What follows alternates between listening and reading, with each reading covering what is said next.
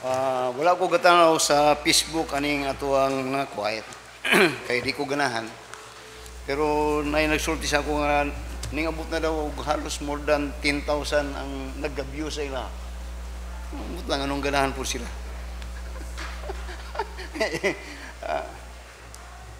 Brad pa rin po itong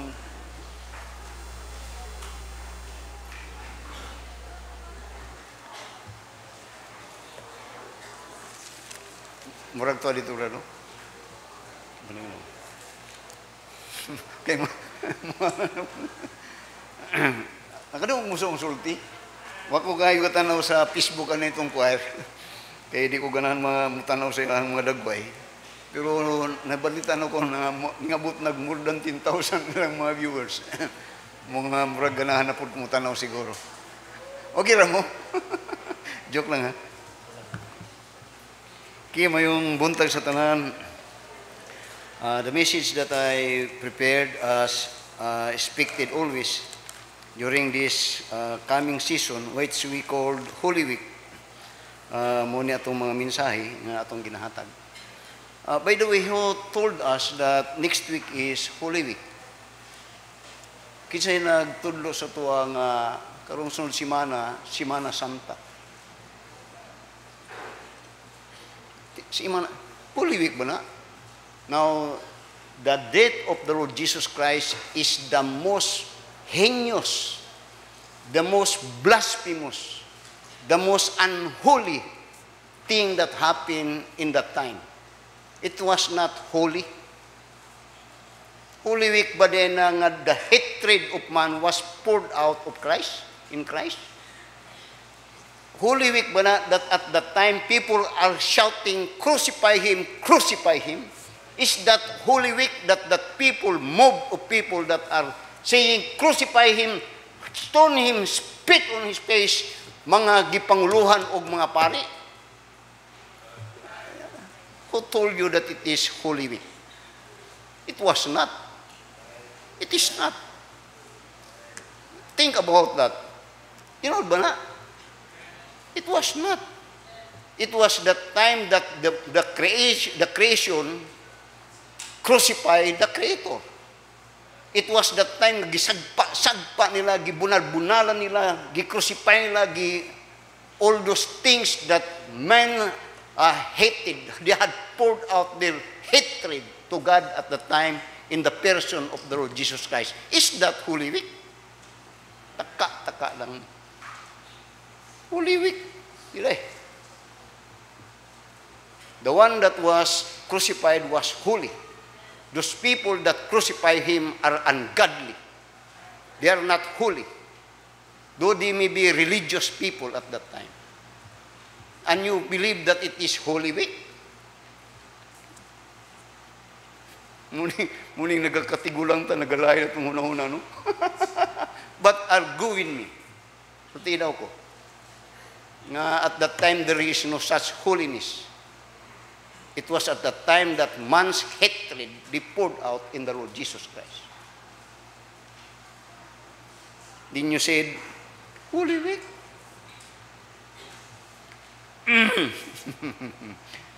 Tell me. It was not. Holy Week ba ito? Now the message that I would like to share is titled, The Vicarious Suffering of Jesus Christ. The vicarious. Now, the word vicarious, madungog ninyo na kanunay, gilulum-laluman na nila ba? Pero ako nang dugay na ko anak, sa baling pulungan niyo eh. Now, it simply means the substitutionary death or suffering of Jesus Christ.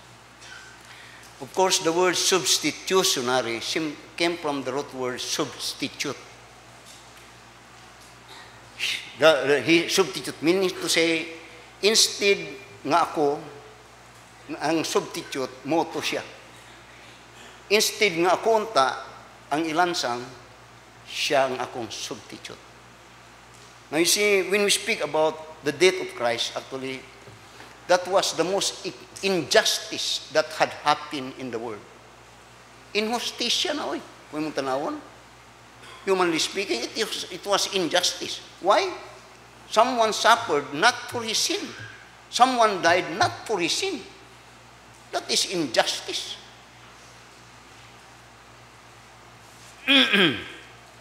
So, when we speak about the death of Christ, many people, and we believe, as the Bible teaches us, that Christ died.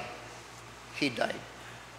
But you will find in 1 Corinthians chapter 15 and in verse 3, you will find the reason for his death. And in 1 Corinthians chapter 15 and in verse 3, this is what the Bible teaches us about that death. Ingon niya sa verse 3 niya, "For I delivered unto you first of all that which I also received, how that Christ died for our sins." The word knows, and we know, and we confess and declare that Christ died. But what is for? What that for? What's the reason? He died not for himself. He died for our sins. Ilak na sa inyong una-una. So that, by the way, just a reminder, I said, Holy Week, taka lang mo Holy Week. Friday, taka lang yapon mo Friday. Jesus Christ did not die on Friday. That's absolute. Many times, and more than 10 times, I think, in the Bible, when Christ was asked about his deity, said, this is what said, "Destroy this body, and in 3 days I will raise it up." Destroy this body. And the gospel says that he died, and in 3 days he was resurrected. Now you count again. If he died on Friday, he was buried in Saturday, 1 day, Sunday, 2 day, ang 3rd day, Lunes. Pero daghang mga simbahan, daghang mga bisag simple lang nga mathematic, di good mo sabot ug di kasabot ug di mo sabot. He died not on Friday. Period. You argue again with me. You search the Bible many times. He said, and even the gospel said, si Kristo namatay ug sa ikatulo ka adlaw human siya namatay, nabanhaw siya. Namatay siya sa Biyernes. Gilubong sa pagkagabi sa Biyernes, Sabado, sa kadlaw, Domingo, ikaduha kadlaw, Lunes, ikatulo kadlaw. Dili magsilbi, dili to mga Kristo ang nasa inyong utok. Dili to mga Kristo. Kung kadtong inyong gituan nga Kristo nga Biyernes namatay, dili to mga Kristo nga namatay sa Biblia. Argue with me. Christ died on Wednesday. He was buried at 6 o'clock in Wednesday. Thursday, 1 day. Friday, 2 day. Saturday, 3 day. And in Sunday, he was raised up. Muna nga doon na tayo prayer meeting kung Merkulis. Ako nang ginamastulti na po sa inyo para painumdum sa inyo nga kay kung kadto nga, kumutumo nga Kristo na matay atong kadto nga Biyernes, dili tumaw siya. Kaya ang Kristo nga sa Biblia, dili Friday, Merkulis. Ang Kristo nga sa Biblia, ikatulo kadlaw na banhaw. Kung Biyernes, dili to siya mao. Lain to nga Kristo. Tell me. So, tanawan ninyo ang mga simbahan nga nagakuan. Kung Friday na, butang simuna na Friday. Sabado, Domingo, Lunes Lunes ang kapagabanhaw. Martis na. Sila nagsugat.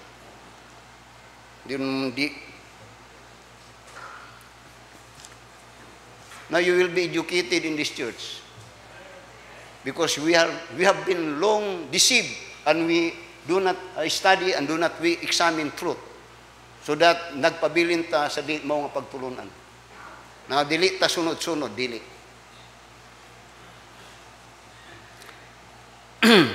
So in these passages, 1 Peter chapter 2, you will find here about this epistle written by the first man that was the man that God given the privilege to open up the gospel through the known word at the time.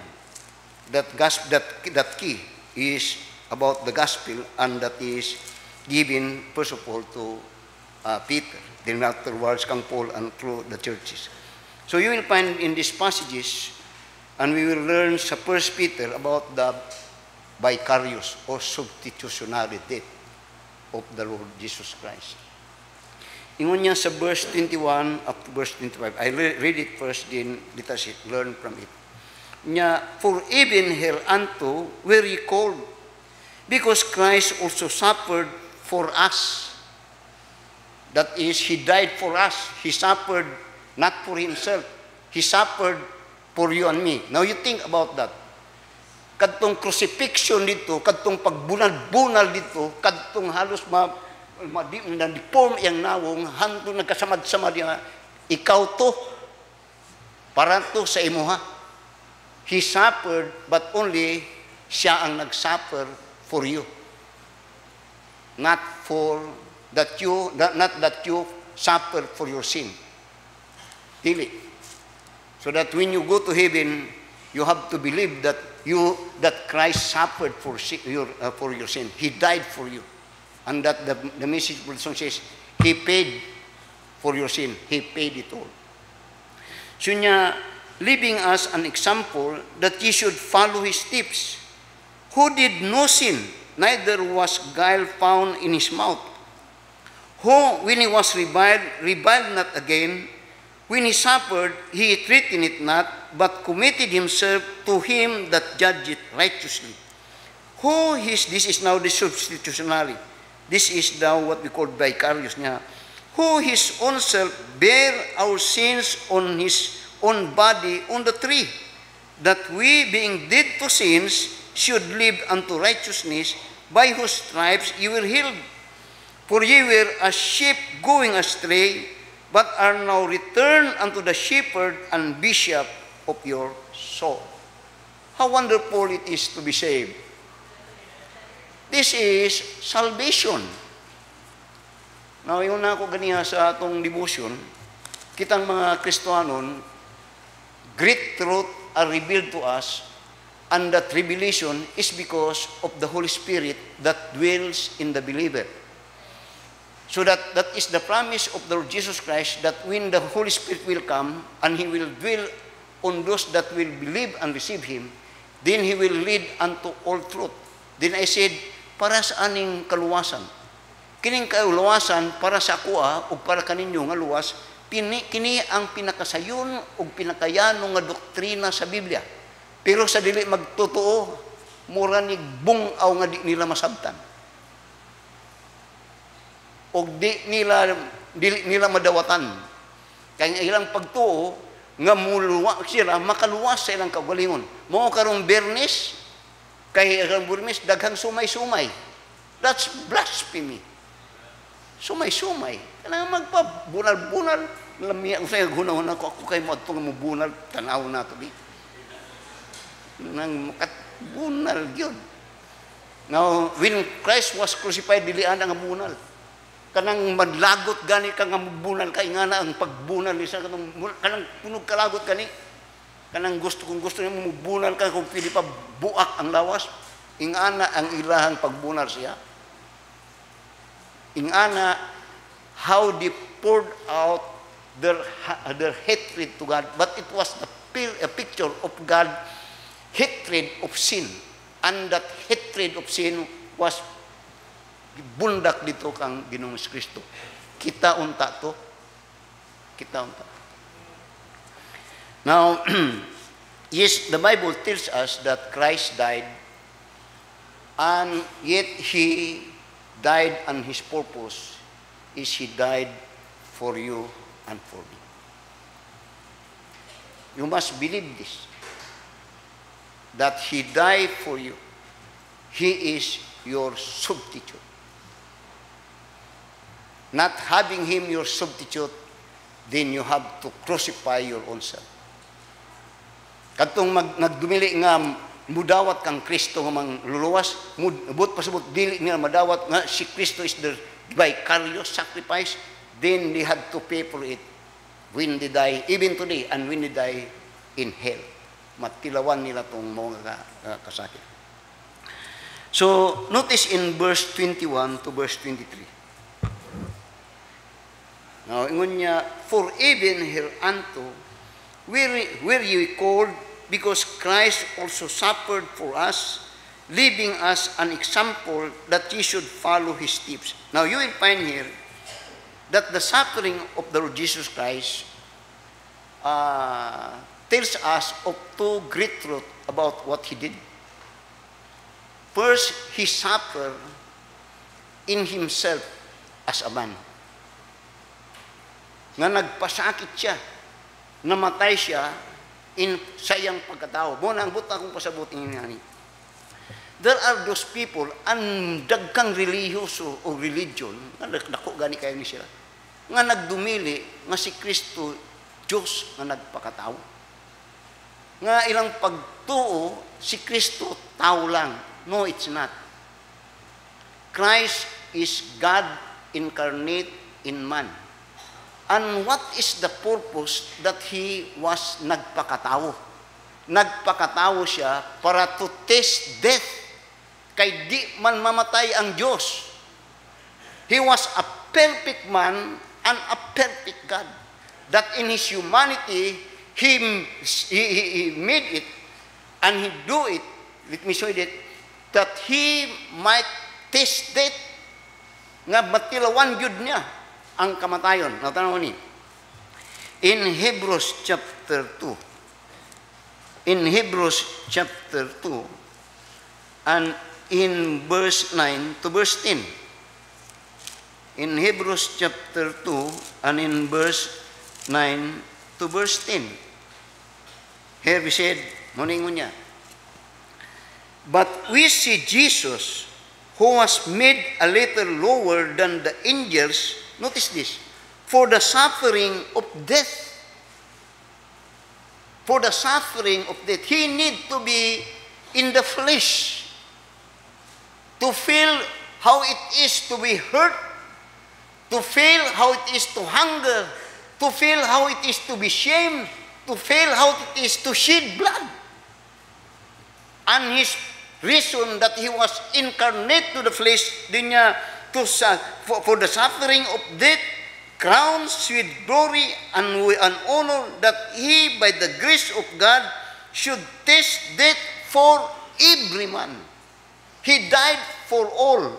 Muna sa John chapter 3 verse 16 niya, for God so loved the world that he gave his only begotten Son, that whosoever believeth on him should not perish but have everlasting life. He died for the world. He died for every man. 2,000 years ago, hantod karon that death covered every human being. But that God so loved the world that he gave his only begotten Son. But the point of his sacrifice to take effect in every person is that whosoever believeth in him should not perish. Believe that he is your sacrifice. Nabutang ba sa inyong hunang-hunang nga, ako luwas ko. Kay naay nagsakripisyo, naay naghatag, nagpakamatay, alang sa ako ang mga kasalanan. Now, notice how he did it. Romans chapter 5. Simana Santa. Taka lang. Suri-suri katong mga 12 ka mga palahubog, suri-suri na po doon sa karsada. Leon ang uban po dito nagderby sa Bulangan. Now, sa verse 7, Romans chapter 5, verse 7 to verse 8. Notice this kind of death. Ngunya, for scarcely for a righteous man will one die. Yet peradventure for a good man, some would even dare to die. Tinuod na. Now, say normal kay, say labi na sa atong anak. Kanato atong anak kanato kung magkasakit, magkawan musulti ta may pag-akura. Then mo siya musulti ta, Lord, kung kuwaon mo siya ayaw lang, ako lang gyud. Pwede na. Pwede na nga dunay mo nga anak. Basta kung imong gihigugma. Okay kay na anak na kay nga anak. Pero what Christ did, sa verse 8, But God commended His love unto us, that while we were yet sinners, Christ died for us. The word sinner there simply means we reject God. We don't like God. At that time, He was unloved. But He proved His love by dying for those ungodly, even those that hate Him, that when He was crucified, Father, forgive them, for they know not what they do. Muna'y, ang kalahian sa iyang kamatayon. Nga dili baya ta ngayon, kay may nahigugma siya when He came here. When He came here to sacrifice His own, everyone, except for those katong mga disciple niya, pero nanghawa gani sila. So, His suffering is something that He feel it personally, but yet, likewise, His suffering is for the sin, not of Him, but for the sin of you and me. I hope mga nag-istorya ko sa inyo. Now, no one is sinless. We are all sinners. And because we are all sinners, God died for you. He died for the world. Now, you see, now notice in 1 Peter, again, tungtunan ni, 1 Peter chapter 2. 1 Peter chapter 2. Notice this word, niya, for even hereunto were ye called, because Christ also suffered, leaving us an example. Now, ingani, His crucifixion is not an example for us to imitate. Kay mo man yung ginabuhat ng mga believer of Holy Week. Ilang gina-imitate, ilang gusto nga nagpalansang sila, nagpasakit sila. That was God's own business. When He came here, He suffered for our example, that He is showing us that He had suffered, He felt all the agony for us. That likewise someday, di na ta pili mo sa, but likewise as we are living, moagi punta na, pero dili to nga magpalangsang dili. We suffer as we serve Him. Tungod kay nga ni, when we serve Him, actually dili siya sayon ba yun? Kay first of all, you will feel that even within you, there is someone that oppose you. Masabtan ko ninyo? Masabtan ko ninyo nga usay mismo ka mo. Nga kung mag-alag mo na daghang dili kayo maka-alaga duwan tungod kay mismo sa ilang kaugalingon na ay mudili sa ilang kaugalingon.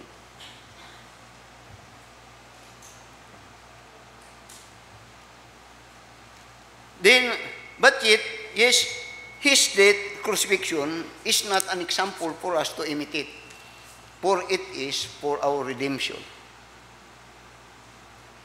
But after that we are saved, in His life and even His death, there is something tells us that that He is become our sample of suffering for His sake, for His service. Sabot ni mong pagsabot, Pastor, wa ba mo na makamatikod? Nga pag-anhi usay ninyo diri, naglisod mo? I mean to say, usay na simba ba ta o dili? Usay magsamba mo nga padulong mo diri pero sakit yung kasing-kasing. May nga kuno unya usay lalisan pag yun ninyo na. Much more if we dedicate ourselves to the Lord. Pero mo nang kanunay akong gina-challenge, make some commitment to the Lord. Make something to commit nga mo ni akong mahimong makatawag ko nga ako nag-alagad ko sa Ginoo through this commitment nga akong gihatag sa iyo. Nga mo ni mag-iya sa imo nga na ako'y nahimo para sa Ginoo. Because Christ Him purposely para sa tuwa. So, okay na mo? So, yung niya, for even hereunto were ye called, because Christ also suffered for us, leaving us an example that we should follow His steps. Din karon tanaw ron yang gusto nga makita sa to. Who did no sin, neither was guile found in his mouth.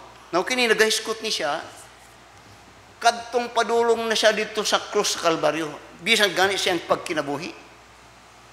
Now, you see, when you remember in the old time, Israel are people in whom God revealed Himself to them. Sabtan ko ninyo? Nga ang Israel in the wilderness, they had experienced God's miracle power and not only, but in the person sa Ginoo through dito sa pagminister ni Moses.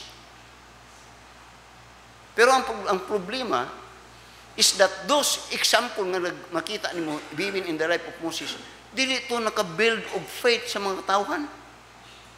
That eventually, sila tanan namatay sa wilderness. Ug ang rason nga nung ingatot sila, ang gidumtag mayo sila sa Ginoo o sa kabutang, they are murmurer. Murmurer. Muna ingon niya, who did no sin, neither was guile found in his mouth. You see, in the Bible teach us that you could, bisan sa tugad, makita nimo unsay nasulod sa kasing-kasing sa katao. Dito pinagi sa unsay nagagawa sa iyang mababa. So, tanawa sa Isaiah chapter 53. Notice here how this prophecy that Isaiah give us, that was now revealed, and yes, revealed in the epistle of Peter that we are studying. Tanawa sa Isaiah chapter 53, and in verse 6, 7 to verse 8. Unya, all we like sheep had gone astray, we have turned everyone to his own way, and the Lord had laid on him the iniquity of us all. Notice that?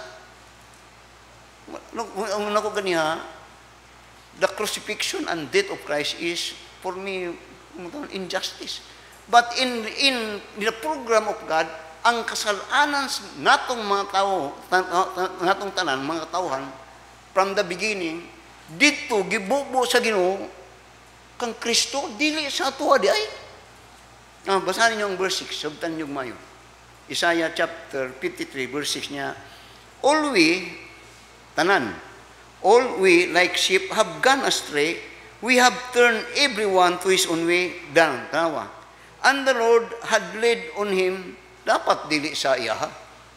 Kaya kita man ang na-stray, kita man nag-depart, kita man nag-rebelde. Pero ang dili niya, and the Lord had laid on him the iniquity of us all. It was in Christ that Christ had carried the burden of our sin even in the cross. Muna nga ang kaluwasan nahimong dili gikan sa tuwa from the beginning, kundili dito sa Dios. Because it was in Christ that God kung kuan pa gitingil ang atong mga sala. Then notice in verse 7 niya, he was oppressed and he was afflicted.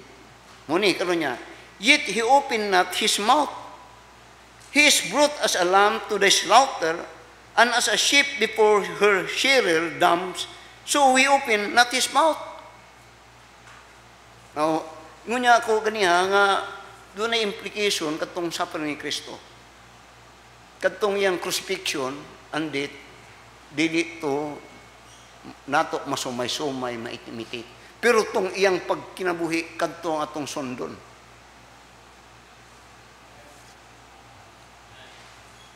Now, kung sabto nimo ning verse 7, usahay kong atong tanawon, there are many reasons that we gani kita nay mangitag rason nga mahimong pamaagi nga di ta makaduol o makasimba sa Ginoo baya. Pero mo ni ang ginasulti karon sa verse 7 halikon niya, he was oppressed and he was afflicted, yet he opened not his mouth.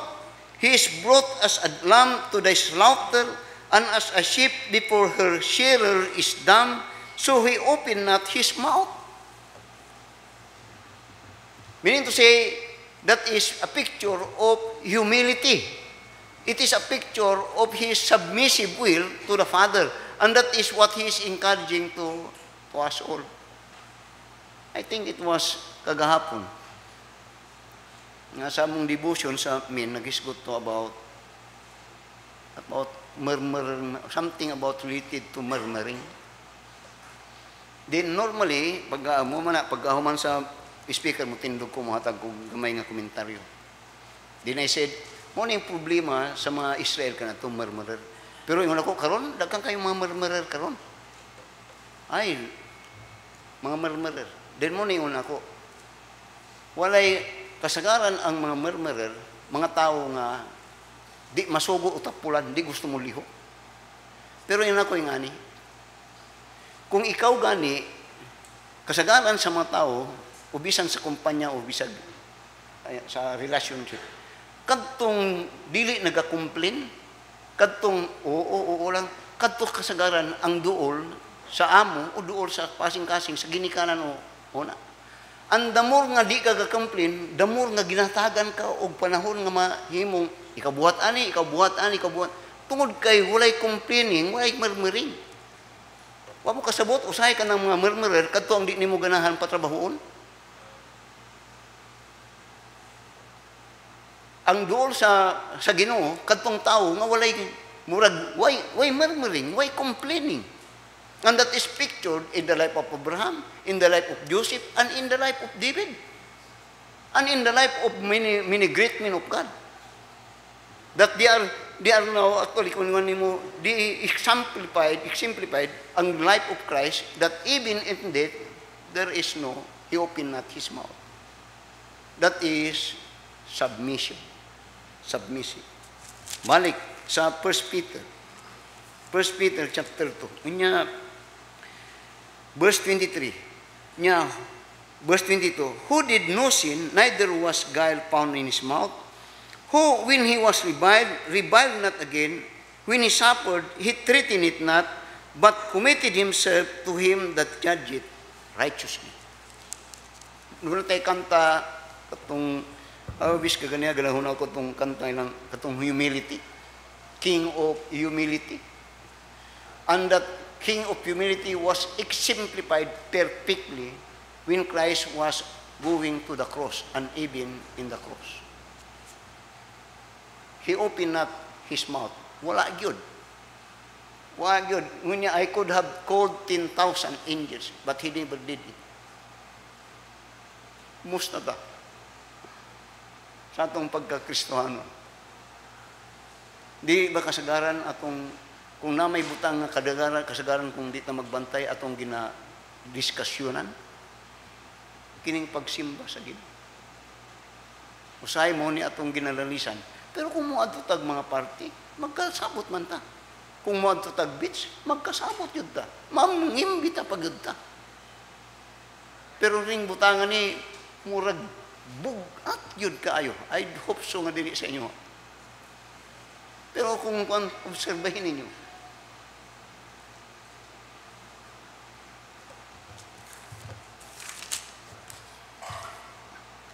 now notice sa verse 24. His substitutionary death. Kanya, who His own self bare our sins in His own body on the tree. Now, do you understand that? That is how God saved us. Pero usahay, di kinilang nga mga buta, kining gibuhat ni Kristo, o saan nga butangan, ginakumbatihan yun mayo. Ginalalisan yun mayo. Pero here you will find how Peter tell us that it was all about Christ when we speak about salvation niya, who His own self bare our sins in His own body on the tree. Now, so that kung imong tanawon ni, here you will find that it was Christ that suffered for us. But that niya, sa verse 24, sa verse 24, now He bare His own self into His body niya, being dead to sins. Notice the word, being dead to sins. He bare being dead to sin. What that simply means, tanawa, sa Ephesians chapter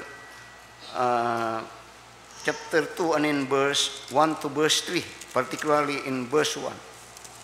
That being dead to sin simply speaks the condition of every person after that he is not yet saved, before that he is saved. That we are dead to sins. But pasibot ka ng word dead to sins, meaning to say that we are asleep to sin. That ingon niya, and you hath he quickened who were dead in trespasses and sins.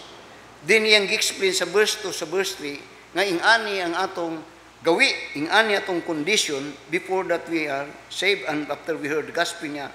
Wherein in time past, he walked according to the course of this world, according to the prince of the power of the air, the spirit that now worketh in the children of disobedience, having whom also we all had our conversation in time past in the lust of the flesh, fulfilling the desires of the flesh and of the mind, and were by nature the children of wrath, as even as others. Kini imuna sa verse 24 niya, who his own self bare our sins on his body on the tree, that we, being dead to sins, now notice this, should live unto righteousness, by whose stripe ye were healed. Now notice again this word, that we are dead to sin, and that we are under the influence and slave of the devil. That is before that we are not saved. Then kung mong tanawon karon in December, din niya sa verse 24 niya,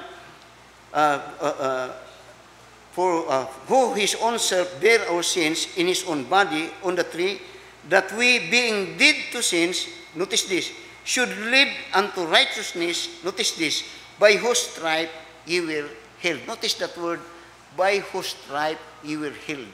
Notice the word, ye were healed. Now, yung tanawon karon, kining mga, kung nagakuan mo Facebook, uso na po ning mga faith healing. O kasagaran ni mga faith healing, ilan kini ang ilang ginakot nga verse. O kini naapod ni sa Isaiah chapter 53 and verse 5. By the bruises of you were healed, ang yang term niya. Pero ang gisgutan diri ni Apostol Pedro nga healed is that we are healed of our sin, not on our body. That when Christ came here, He is healing the body. But after that He is crucified, ang iyang ginaayo diri ang atong pagkamakasasala, ang atong sala. Muna nga, in 2 Corinthians, that is, in 2 Corinthians chapter 5, notice in verse 5 and in verse 21. 2 Corinthians chapter 5 and in verse 21. Ingon niya, for He hath made Him to be sin for us, who knew no sin, that we might be made the righteousness of God in Him. That is substitution. Now back sa 1 Peter, back sa atong text, atong tanawon kining doctrine of substitution karon. Notice in verse 24 niya, who His own self bare our sin in His body on the tree. Now, in the Old Testament, ito na ito ng subject, substitution. In the Old Testament, right from the beginning, sa Genesis chapter 3 and in verse 21, you will find here how God picture or typifies that doctrine of substitution. Now, ingani, akong butang na po sa inyong hunona para masabtan nyo ng vicarious. Vicarious simply means substitution. That Christ, instead of you being to pay for your sin, or kung atong tanawon, to be crucified, siya atong substitute. Iyang gihimo tong angay sa tuwa. Now, notice this doctrine that is simplified all throughout the Bible and even in the beginning. Sa Genesis chapter 3 and verse 21, about Adam, atong tanawon ng substitution. Ingon niya sa verse 21 now, Genesis 3:21. Unto Adam also, unto his wife, after the sin, did the Lord God make coats of skins and clothe them. Nga murag di kayo nato ni kunan, pero ang picture ani, this cloth is cloth of God's righteousness. It was God that God clothed them with the coat of skin. And that is a picture of God clothing them of that righteousness. Now, kung mong tanawon, kadtong coat of skin, kadto mahimo to sa dihang imong patyon, tung tag-iya, tung skin, kadtong lamb. It is that someone must be sacrificed that they might be clothed of God's righteousness. Masundan ko ninyo? Imoto yung picture. Kumutanong ko ron, si Adan de ay pastor, nakasala man sila. Magsib, langit sila, oo. Diri. Siya unsa nga pamagi, makasala man sila. Nasa gihimo, dili. Ang Ginoo ang naghimo sila. Ang Ginoo ang nagsakripisyo para sila pagasininaan. Kaysa diyan nakasala sila, nagbuhat sila sinina. Pero mga dahon sa kahoy, di tumulahutay. Dili. Pag nasa adlawan, wala to. Ang gibuhat sa Ginoo, that was substitution. Now, notice this. Masundan ko ninyo, Revelation chapter 19. Now, I hope nga marilit ing ani mo, ing anita. This is our salvation. This is you become a child of God. This is that when you die, you could be in heaven because it is God's clothing you, His righteousness. And that is in Christ, actually ang picture to. Sa Revelation chapter 19, notice in verse 8. Revelation chapter 19 and in verse 8. Unya, unto her it was granted that she should be arrayed in fine linen, clean and white.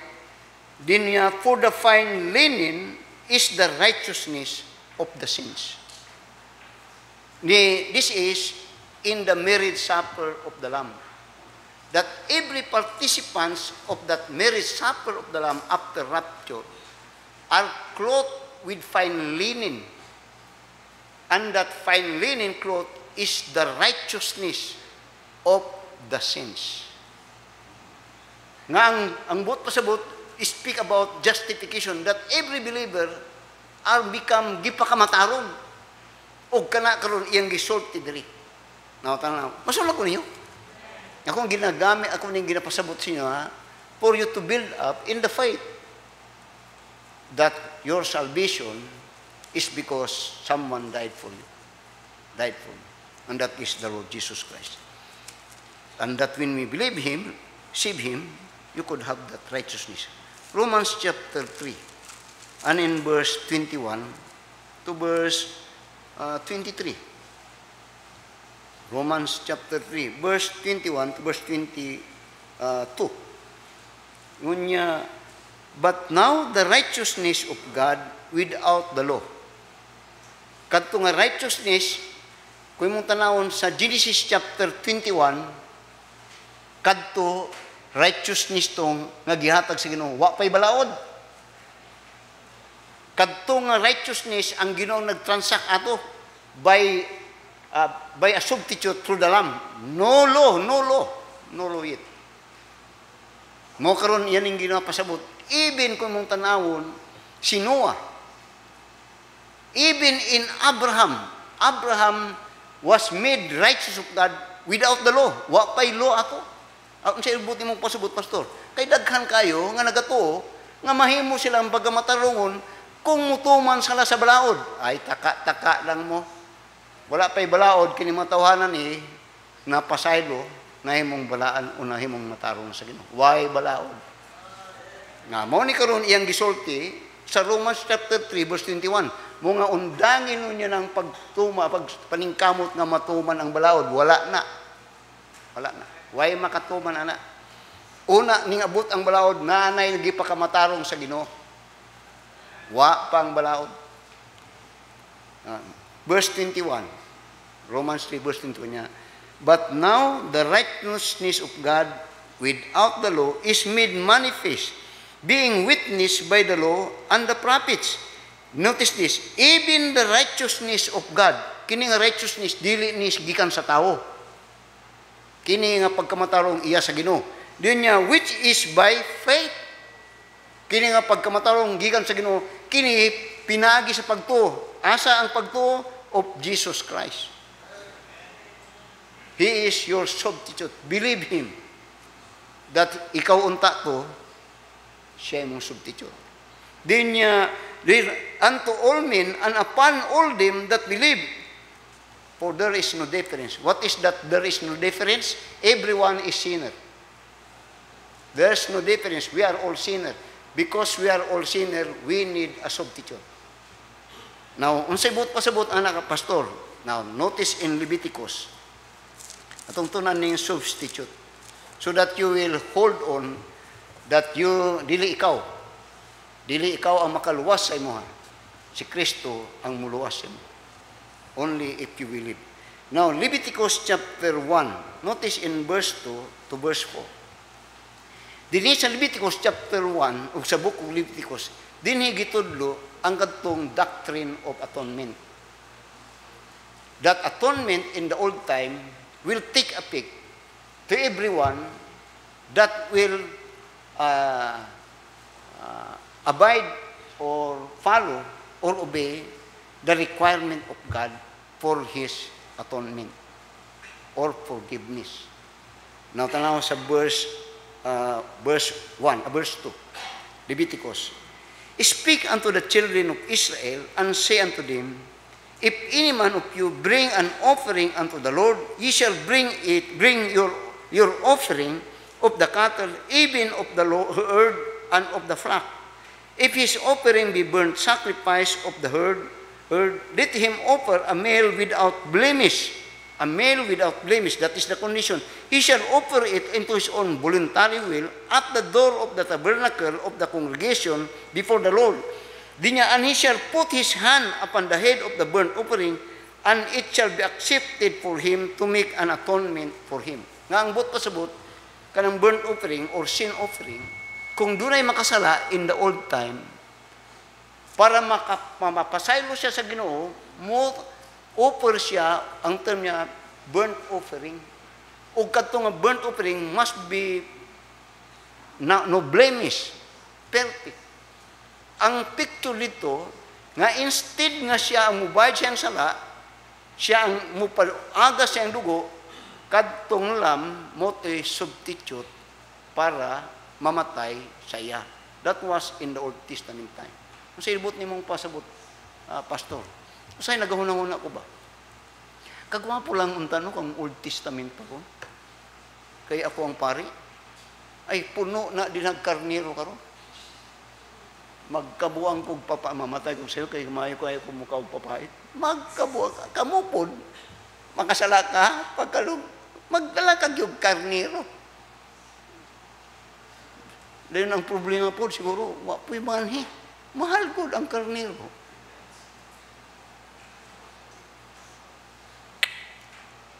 Nailibre, abot lang yung mga ako, no?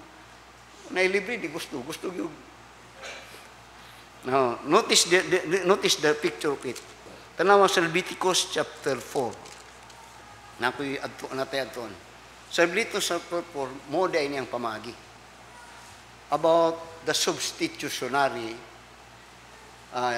or vicarious death of a sacrifice. In the old time, it was an animal. In the New Testament time, it was God Himself in the person of the Lord Jesus Christ. Tanawa, sa verse 13, Leviticus chapter 4, verse 13, yeah. And if the whole congregation of Israel, notice this, sin through ignorance, and the thing be hid from the eyes of the assembly, and they have done somewhat against any of the commandments of the Lord concerning things which should not be done, and are guilty. Pero nantago, pero guilty sila. When the sin which they have sinned against it is known, then the congregation shall offer a young bullock for the sin and bring him before the tabernacle of the congregation, and the elders of the congregation shall lay their hands upon the head of the bullocks before the Lord, and the bullock shall be killed before the Lord. Ang picture, kung naay makasala, bulok, pambakang batanon. Moto'y patsyon, ihawon, para mapasaylo sila. Dili sila ang patsyon, pero mongita sila, substitute nila. Dili sa Leviticus, ginapicture, giandamdan ang hunahuna sa mga tao sa Israel about that lamb, coming lamb. Pero ato ning tanawon ba, kayo say, di mo gusto kang Kristo, gusto mo sa Old Testament, pangdala mo karnero dili, kay guwapo kayo na, enjoy kayo na. Din kay ang abilir ngay paras kang kilmir nga anak kayo, ga nakasala ko ba? Watag karnero, mahal ba kayo na? Ato lang ng tapuon.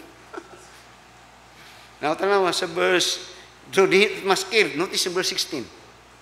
And the priest that is anointed shall bring the bullock's blood to the tabernacle of the congregation, and the priest shall dip his finger in some of the blood, and sprinkle it 7 times before the Lord, even before the veil, and he shall put some of the blood upon the horns of the altar, and which is before the Lord, that is in the tabernacle of the congregation, and he shall pour out the blood at the bottom of the altar and burnt offering, which is at the door of the tabernacle and at the congregation, and he shall take out the pot from him and burn it upon the altar din niya. And he shall do with the bullock as did with the bullock for the sin offering, so shall he do with this, and the priest shall make an atonement for them, it shall be forgiven them.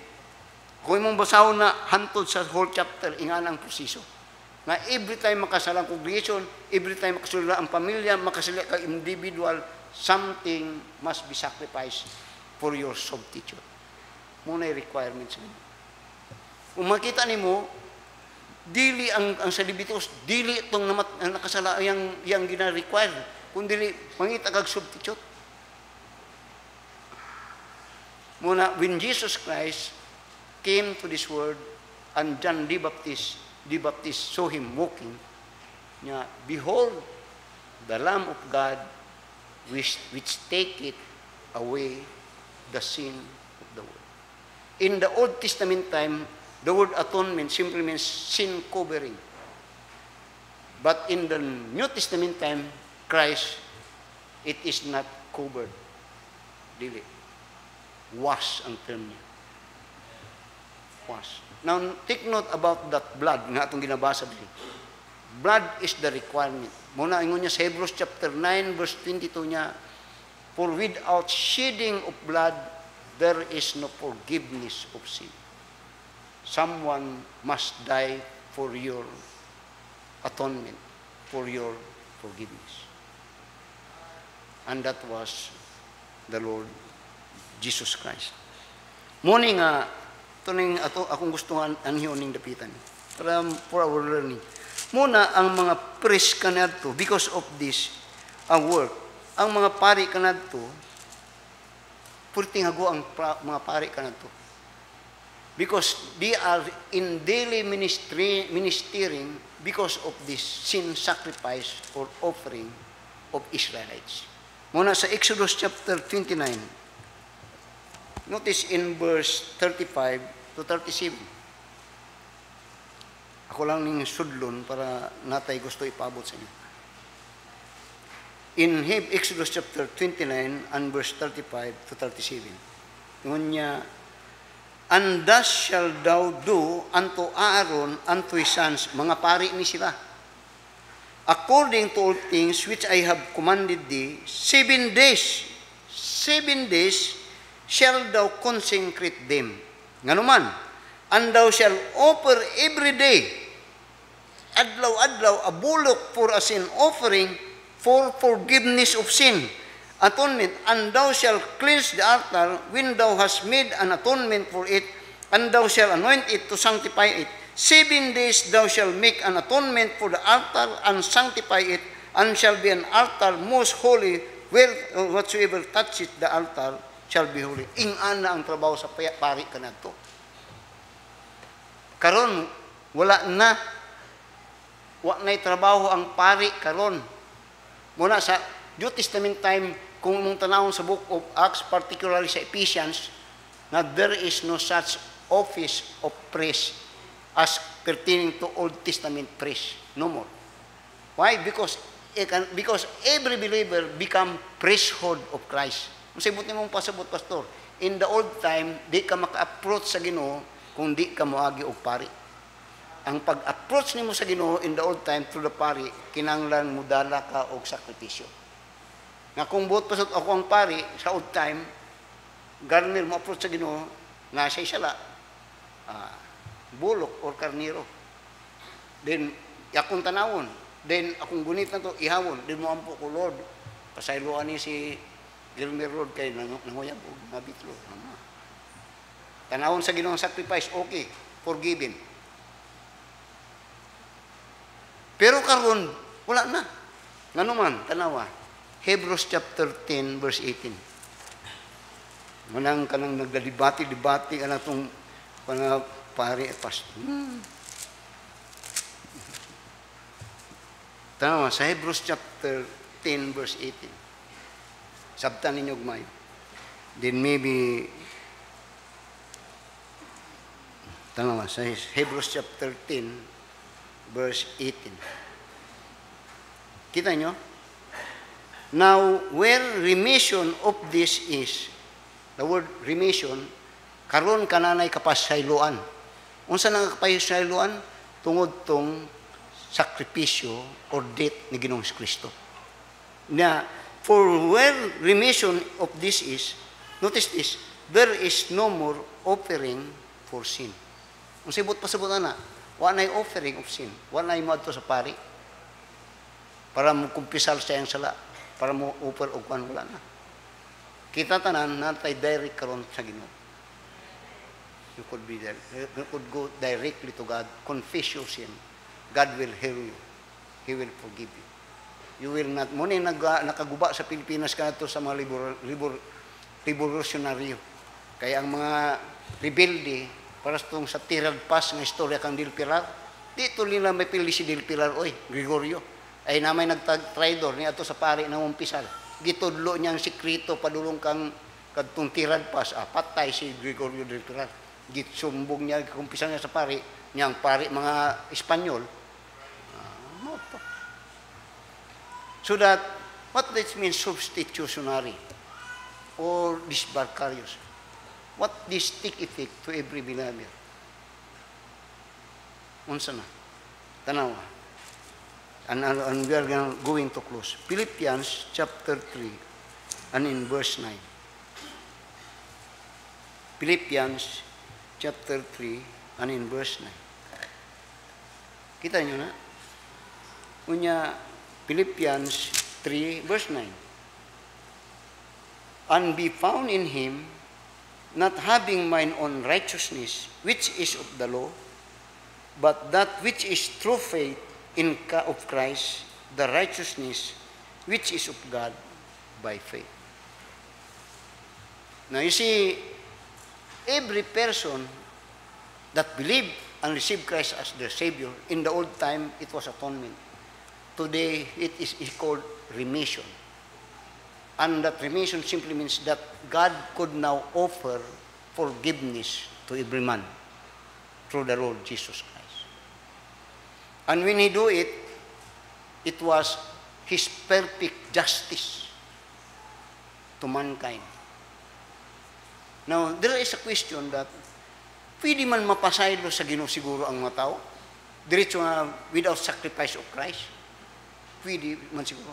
No, hindi. Because Christ said that sin must be paid for. Every sin must be paid for. For the wages of sin is death. It must be paid. So that when it was paid, now God had already perfectly made justice for His forgiveness to mankind. I'm going to close. Ako rin kanon isulti, pero may ning mapilit siya muna. Now, there are two types of forgiveness. There is what we call human side or human forgiveness. And there is what we call God's forgiveness.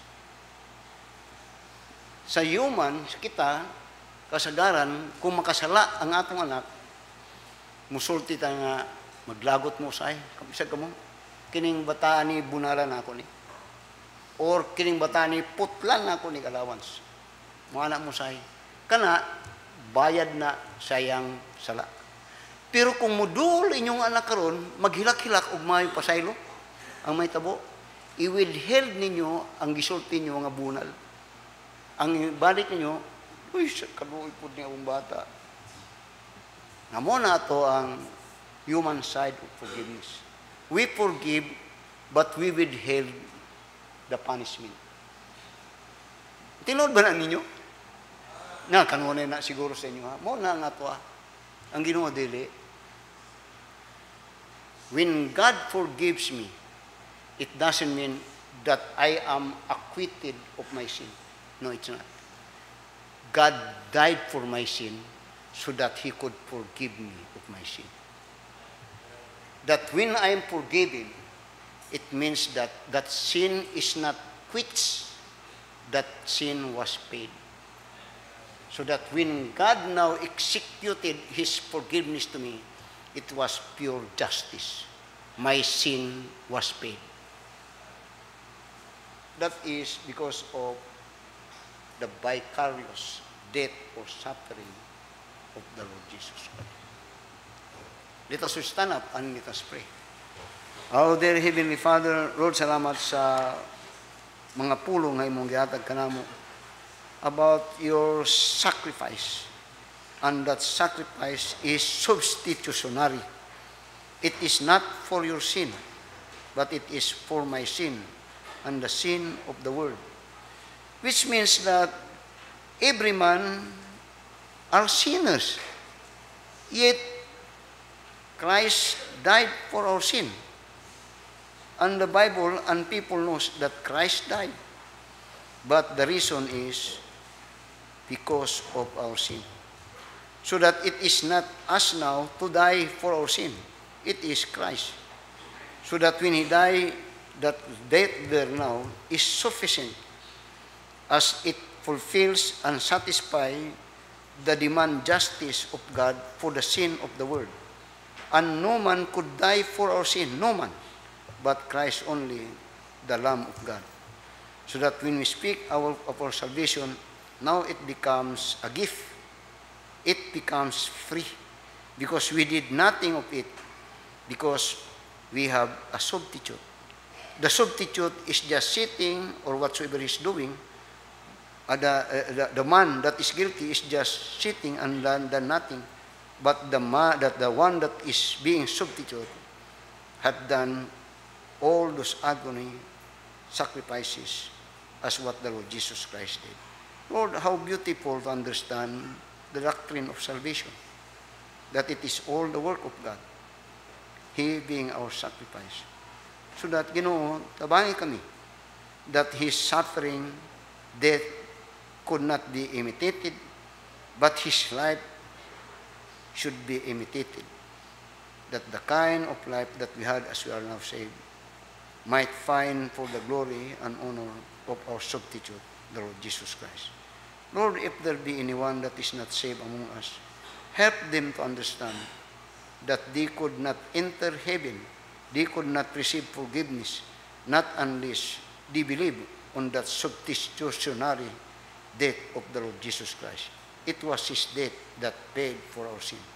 It was His death that made the sacrifice of God perfect justice that God should demand for us. Lord, salamat sa minsay. I pray if there be anyone that is not saved among us, help them, Lord. As we are going, padulong ning so-called Holy Week, it's not holy at that time. It was unholy. Because at that time, the hatred of man was poured out to the Creator of the world, the Lord Jesus Christ. Lord, salamat sa minsay. Thank you for dying for us. Thank you, Lord, for my being substitute. And that, Lord, salamat sa minsay. May it bring forth more encouragement for us to be faithful. In Jesus' name, amen. If you are not saved, you need to be saved. And if you are saved, thank God. Thank God for He is your substitute. I I hear the Savior say, thy strength indeed is small. Child of weakness, watch and pray. Find in me thine all in all. Jesus paid it all to him I owe. Sin had left a crimson stain, he was it white as snow.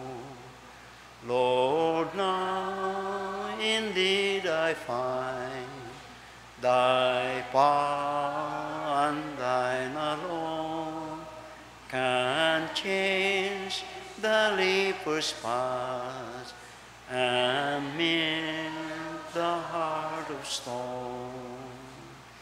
Jesus paid it all to him I owe. Sin had left a crimson stain, he was it white as snow. While by thy grace to claim, I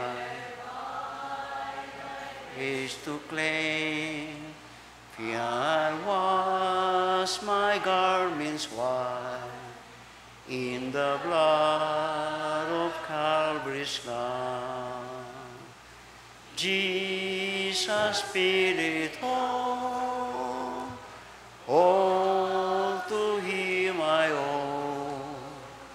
Sin had left a crimson stain, he was it white as snow. And when before his throne I stand in him complete, Jesus died my souls to save. I reach a still repeat. Jesus paid it all to him I owe. Sin had left a crimson stain, he was it white as snow. Kaya daghang salamat. For me, it's not Holy Week. It's not. It is at the time unholy. It was a mob of many ungodly persons going out in the streets shouting, crucify him, crucify him. Is that holy? Then tanaw ang kalibutan karon, Bernice, nagsumay-sumay. Muna bag ka nang, kita ninyo nang magsumay-sumay sa tigog ni Digong? Galaw-gaw. May mong katawanan. Yun na pa yung magsibil palabras. Sulti sila Merkulis, ayaw Bernice, kay dili na Bernice. Now if we will not speak, people will remain in wrong doctrine. Nagtuo nga di mo. Now, katong Kristo sa Bernice, dito mo sa Biblia. At this time mo na itong manner, special offering ta na operahan na itong kauban. Si Ma'am Ili, nag-aakon ko ba? Mo naman niya mong nasabutan na ito. Ayaw, you understand. Everyone, basta mag-Bible lang mo. At this time, mag-special offering ta, a sacrifice. No, it's not. I always say it is always good na on the giving side. Sir Billy will come para sa itong closing prayer. Ayaw mong silig-silig karong Birni Santo.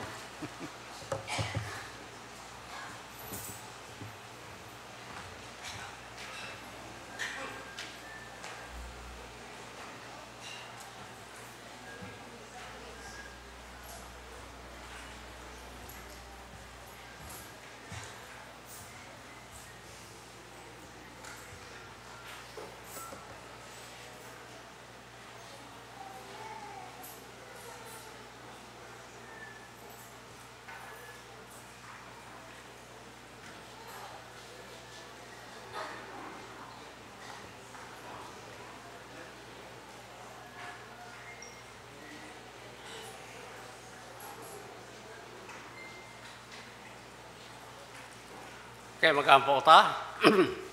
Ama na mo nga langit noon, Diyos nga labing balaan, Ginoo nagapasalamat kami kanimo, ning takna kaudtohon, salamat amahan sa imo pag-uban, pagtapos sa among serbisyo.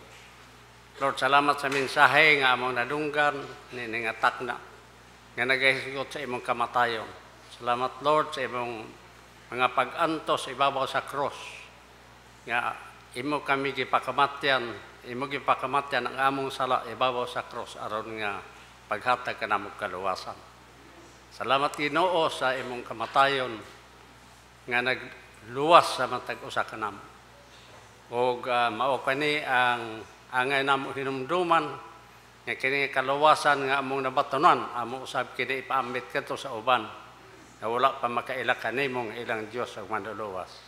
Lord, tabangi kami nga mahimo kaming takos pagtuman sa imong mga sugo dinhi sa imong iglesia, nga mao pagsangyaw sa imong maayong balita.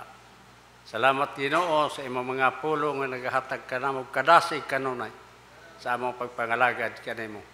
O kini ang among buhi nga paglaom Ginoo, nga naalamang gayud kanimo ang among kadaugan. So salamat aman sa imong mga pulo nga nagamatuto kanamo, nagahatag kanamo kaalam sa pag-ila pagayod sa imong pagka-Dios sa among kinabuhi. Salamat amahan sa kinabuhi ni pastor nga imong gigamit pagmatuto sa imong katawhan niining iglesia, pagpakaon sa imong mga pulong, sa imong mga pagtulunan nga among ginabagarugan sumala sa imong mga sugo diya sa imong mga pulong. Tabangi kami Ginoo nga amo kining masunod sa matag adlaw namong pagkinabuhi, nga makita dinhi sa among kinabuhi Ginoo ikaw dili ang among kaugalingon. So Dios, panalangini ang imong iglesia nga magpadayon kami Ginoo pagkuki, paglantaw sa mga kalag nga angay namong luwason. Panalangini ang among mga voluntary workers nga nagahatag sa ilang sakripisyo alang sa pagpalapnag sa imong maayong balita. Tabangi sila Ginoo nga ihatag kanunay ang kabasog sa lawas aron sa ingon na anak mapadayon ang imong buluhaton. Tabangi si pastor Ginoo, hatagi siya kaalam nga diin iya makatunan aron iya usab kini mapaambit ngani kanamo sa pagmatuto diya sa imong mga pulong. Amahan nga langit nun, mo'y among handom kanunay nga sa matag adlaw nga among gigahin kanimo nga maong adlaw nga Domingo sa pagsimba, nga unta maanaa kami sa imong balay nga alampuanan alang sa pagsimba o pagdaig kanimo. Pag-ani sa simbahan aron sa pagtuon sa imong mga pulong, aron Ginoo masabtan namo ang imong kabubuton nga buot nimo ipabuhat kanamo. Tabangi kami sa among pagkinabuhi matag adlaw Lord nga masunod namo ang imong kabubuton. Ug sa kanunay kami nagapangayog pasayloan sa among mga sala tungkol kaysa matagutlo sa among pagkinabuhi Ginoo, makasala kami bato kanimo. Ug kini nga sala mo among ginapangayuan og pasaylo kay matod pa sa imong pulong nga kung kami makasala amo kining isugid kanimo ug ikaw andam nga mo pasaylo kanamo. Sa Ginoo tabangi kami sa among pagkinabuhi matag adlaw nga mahimong takos diha sa imong presensya. Han pasayloa usab kami sa mga kalapasan nga among nabuhat og niini nga takda Ginoo. Pauli kami sa tagsanamo ka mga Pinoyanan nga uban ang gugma sa Dios nga Amahan ug ang grasya sa among Ginoong Kristo ug ang dayon ng pagpakigambit sa balaan nga Espiritu magauban kanamo karon hangtod sa katapusan. Amen.